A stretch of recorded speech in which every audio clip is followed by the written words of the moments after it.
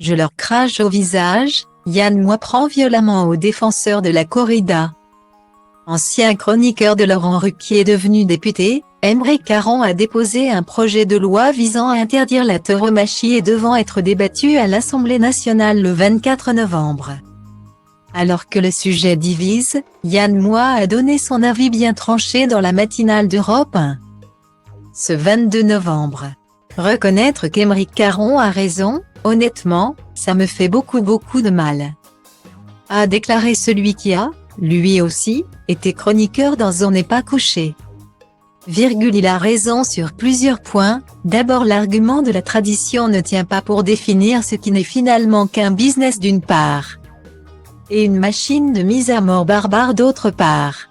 Je passe sur l'aberration que celle-ci soit autorisée, animée, interdite à Roubaix, reste un animal qu'on élève avec amour dans le seul but de le supplicier en public.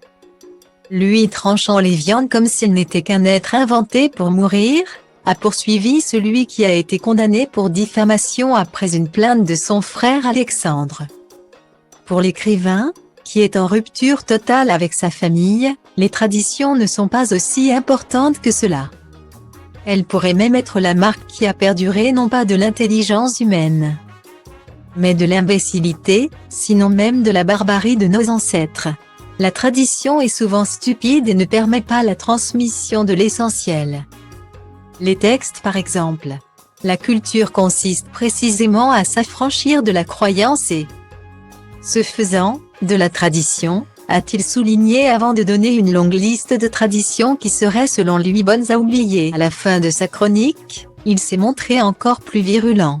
Les défenseurs de la corrida sont mes ennemis personnels, Dimitri. C'est clair, a-t-il lancé au présentateur Dimitri Pavlenko. Je leur crache au visage. À moins qu'il ne se coupe un doigt, ne s'arrache un ongle ou ne s'enfonce un couteau dans la cuisse pour voir ce que cela fait.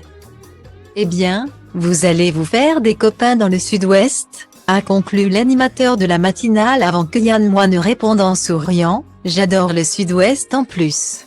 Une prise de position bien claire.